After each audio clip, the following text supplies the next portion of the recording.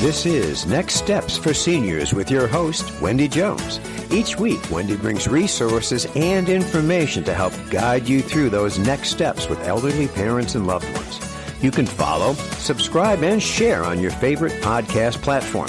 If you have questions or topic suggestions for Wendy, you can call us at 248-651-5010 or email at hello@nextstepsforseniors.com. Hello, and welcome to Next Steps for Seniors, Conversations on Aging. I'm your host, Wendy Jones. And as you all know, that this program is designed to really have those difficult conversations that many have, but don't really want to talk about. And this is the program that talks about it. And that's why you're tuning in. And we have a special guest in our studio today. She is an international speaker and author of Are You Ready? How to Build a Legacy to Die For. How about that topic of a book? So we are thrilled to have our sweet Dr. Kimberly Harms in the studio with us today. Hello, Kimberly Harms. How are you? Hello. It's so great to be here. Thank you, Wendy. I am blessed to have you with us.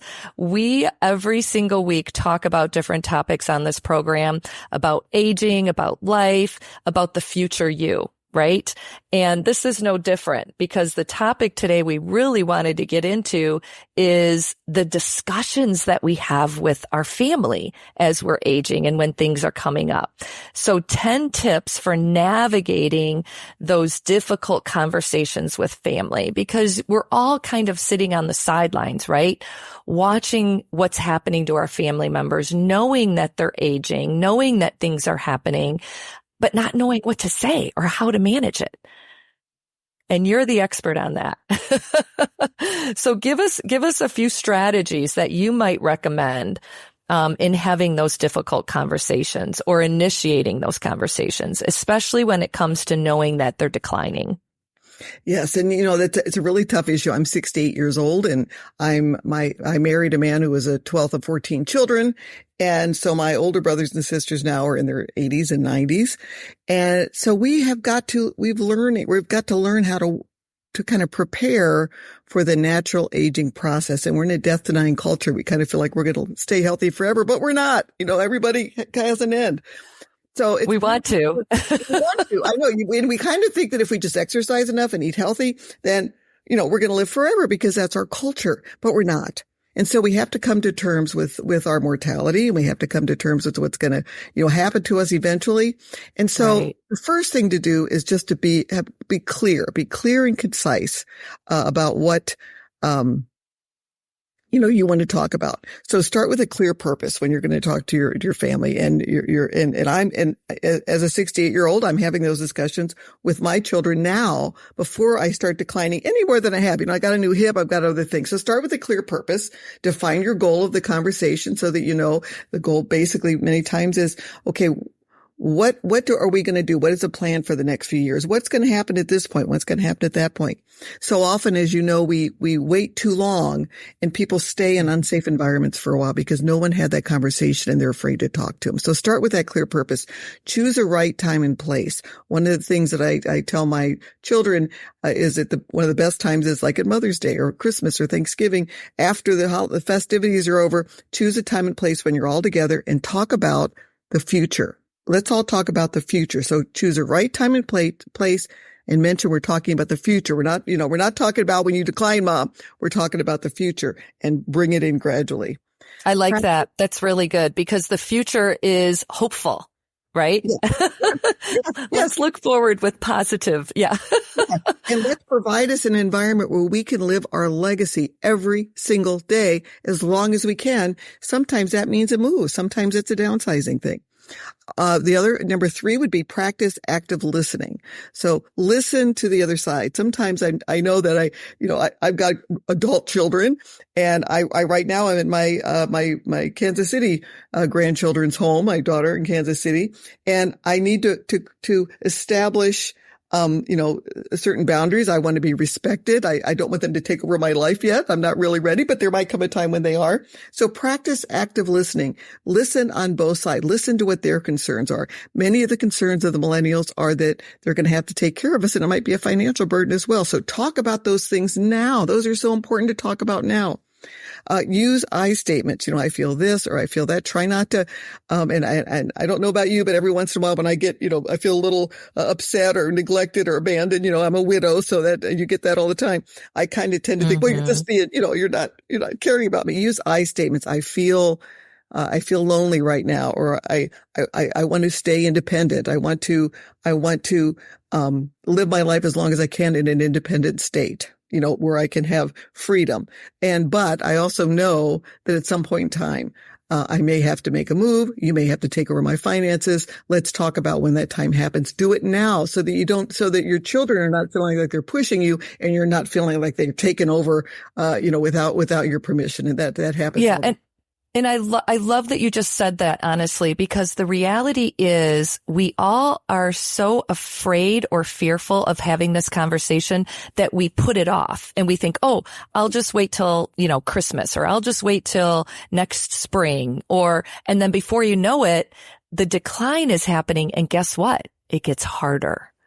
And when you start seeing major things, that conversation is not when you want to have that. You want to do it way, way, way before you get to that point. I 100% agree with you. And way too many of us are waiting too long. And this is a great opportunity. Hey, I just heard this podcast with Dr. Kim Harms and Wendy Jones, and they were talking about this. So I just thought I'd bring it up. I mean, what a great way to start. Absolutely. And we also don't like to talk about what happens to our bodies when we decline. That makes it important for us to have caregivers.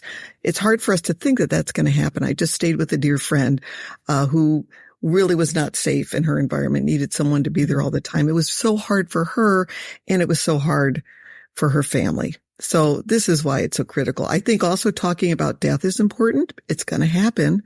And I think that for me, I lost my husband. I lost a son. When the time comes, I'm not afraid of dying. Sorry. It's a peaceful thing. And I want my children to know that, because sometimes we get to a point where our bodies are not working and we're not in a good place, and we might be ready. And being ready to die is an okay thing. And I think we have to talk about that there's a time when we're ready. And so we can prepare our children emotionally to know that we're at peace with this. Even if they aren't. Even if they aren't. Yes, we might be, but even if they aren't, we are. And so that's the reason that will help them be more at peace if they know we're at peace. If they know we're fighting it. And I know I have had friends who passed away that you could just tell we're just knew they were going, but were unhappy about it. And you have to realize that feeling is going to be passed on to the next generation. So the more peaceful you can be as you go, the easier it is to pass on to make it easier for them to grieve, because they're going to grieve. Right. And this is what they remember too. I really feel strongly with that. I had a very close person pass just a few months back, and I remember holding his hand, and the peace that he had was unbelievable. And the only reason he wanted to stay was because of his family, right? But he had peace, and the family now knows he had peace, right? Yeah. And that makes everything all better, really, truly. It gives him some peace. So we also need, number 5, stay calm and respectful when we're talking. Focus on common ground. What do we have in common? We want to make sure that we're both working along the same lines. Find areas where you agree, where you, so that you're working in the same direction. Avoid any blame or judgment. We tend to do that. You're abandoning me. Watch that language, or you don't care about me, or you're throwing me to another place. Avoid that, because typically in most families we love each other and we're just doing the best we can. So avoid the blame and judgment. Set boundaries. That's really important. Set boundaries of what your children can do and what they can't do. Set those boundaries. Set them early before you start to decline. Be open to compromise. I think that's another thing. Sometimes we think this is where I want to go. This is where I want to be, but maybe it's not safe for you to be there. So be open to compromise that helps everyone as you're moving along. What would be an example of a boundary? Can you give us one when you say set boundaries? Sometimes the discussion can get very heated, right?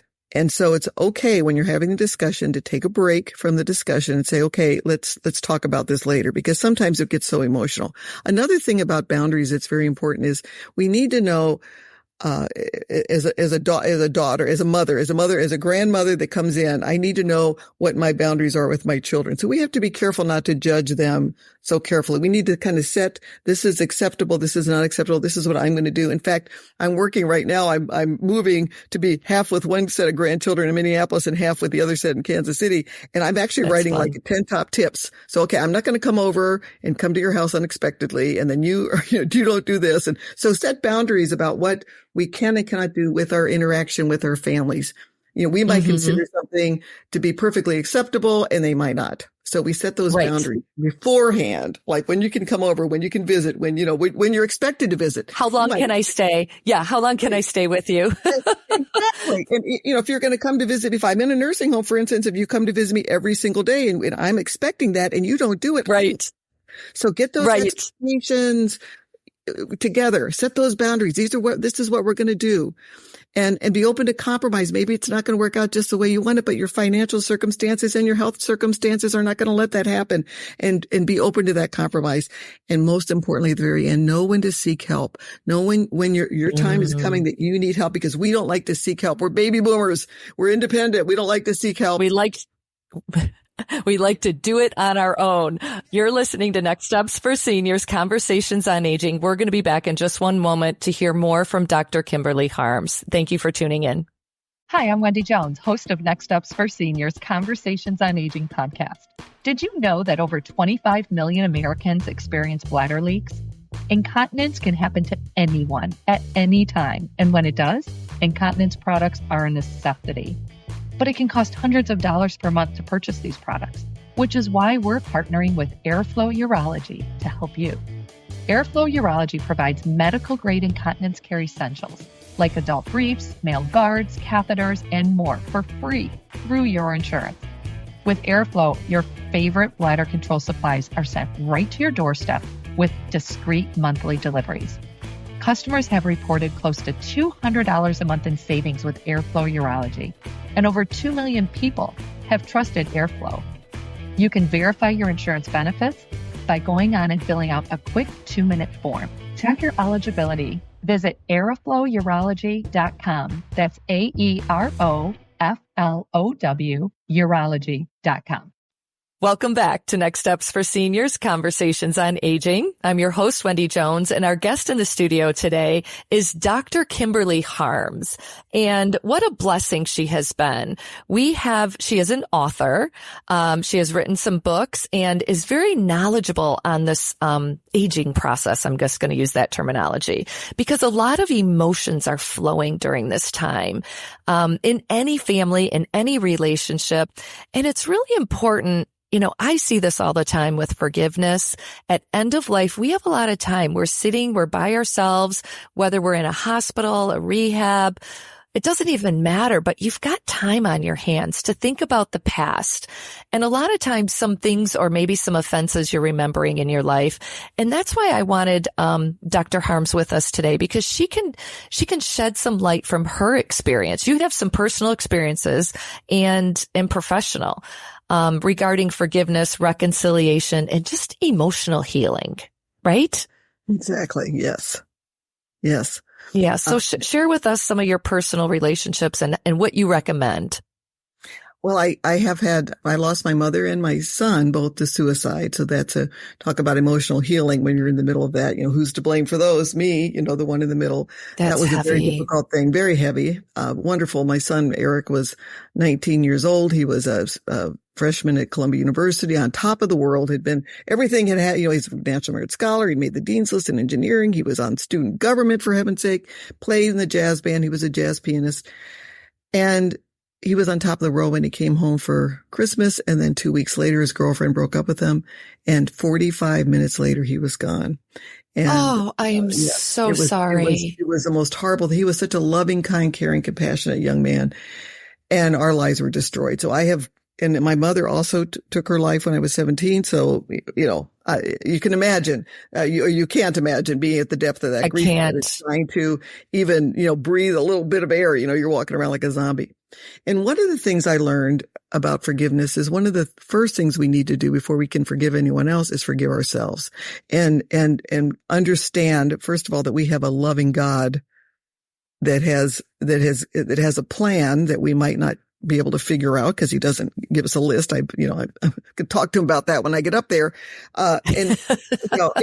So we have to really understand that we have a kind and loving God. And he, I could see evidence of that, after my son died, especially with, individuals who I call angels, coming into my life and helping me out and working with me. And you have to realize that being, when you're on the bottom of that grief pit, and many of us as we age are, because we've lost people. I lost my husband 4 years ago. So we've lost people. The life that I dreamed of was never the life that the one that we had planned. The reality. It's all gone. It's completely different. Right. But it's okay. And nobody knows. We have no idea what's coming. No, we made those plans and they didn't work out. But God knew what the plans were. And he gave me the peace that passes all understanding. And so because God forgave us, we have to forgive people in our lives as well. That's Amen. Kind of the thing in Christianity we have to do. I learned that about forgiveness from the best grief counselors in the entire world. We have 65 Eric Harms libraries named after my son in Rwanda.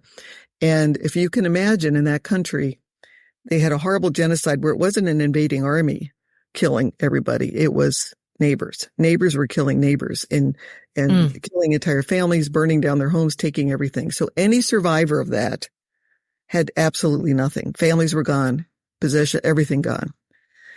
Yet, what they decided to do was to put the people in jail that needed to go to jail. So there was justice, 20 years. So now they're out. But to forgive them, how do you forgive a genocide? How do you forgive that, right? And to reconcile, because they realized that unless they did that, their children would grow up in the same environment that they did of hatred. And if you look at Rwanda right now, very few people even understand this, but Rwanda is one of the safest countries in Africa. In fact, I go there quite a bit. People say, oh my gosh, can you go to Rwanda by yourself? And I say, well, yeah, do you go to Canada by yourself? I live in Minnesota. Right. They say, sure. And I say, well, they have the same safety level rating as Canada, safety level 1 by the U.S. State Department. It's more, it's less safe to go some places in Europe that people go to visit all the time. It's an amazing country that taught me that no matter what happened in my life, I have to forgive. And the forgiveness is faith-based. They knew they have a loving God.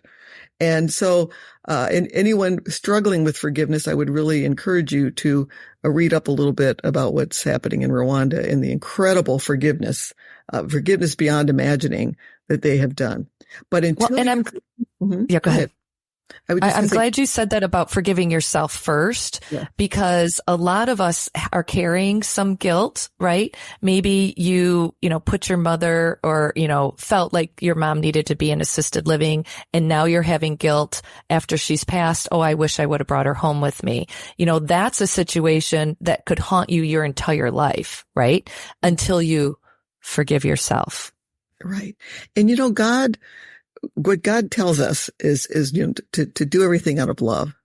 And when you're working through your life and you're doing things out of love, then you're doing the right thing. You're doing it out of love. And even if you do something, because we all make mistakes, we all do things that we shouldn't do because we're sinners, right?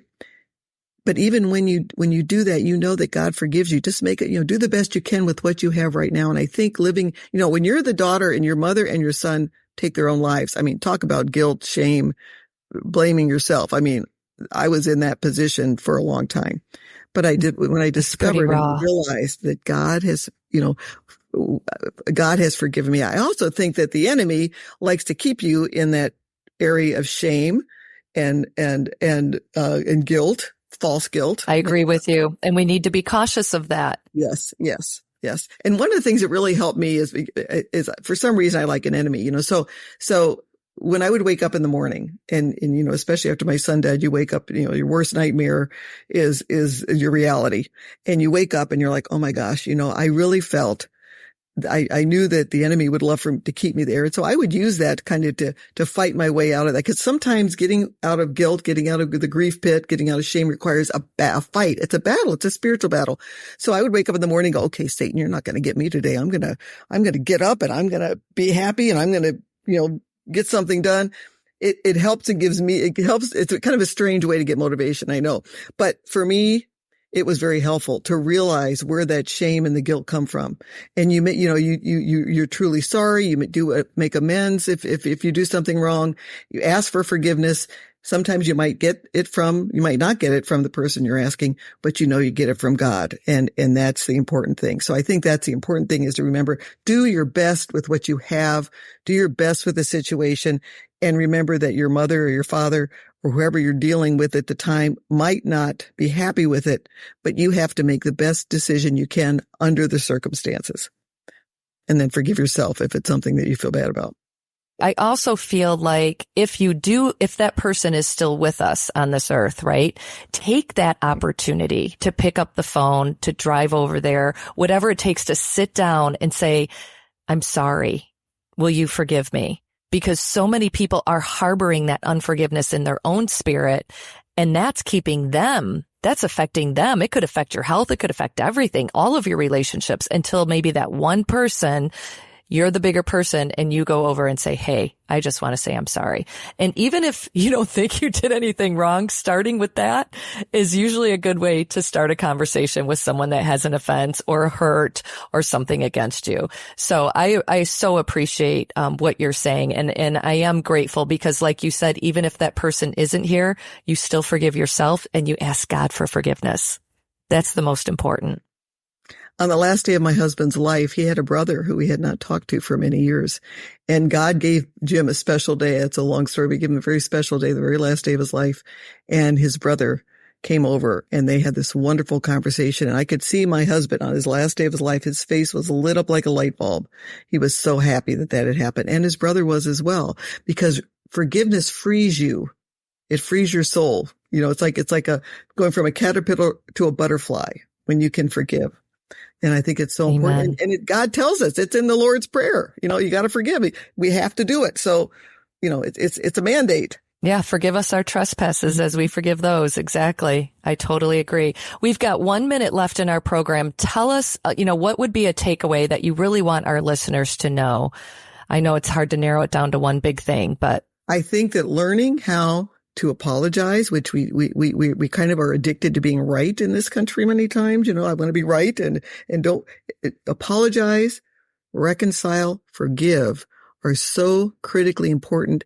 And we need to focus on the relationship rather than our ego, because many times we're focusing on our ego. So let's focus on the relationship and focus on God's word about the forgiveness part. And really let go of our egos, because our ego just gets in the way of so much stuff. Yeah, they often say that the biggest problem usually is us getting in the way of what the plan is. Right. It is. So we need to step aside, right? Step aside, let go and let God. I agree with that. I thank you so much, Dr. Kimberly Harms. You are a blessing.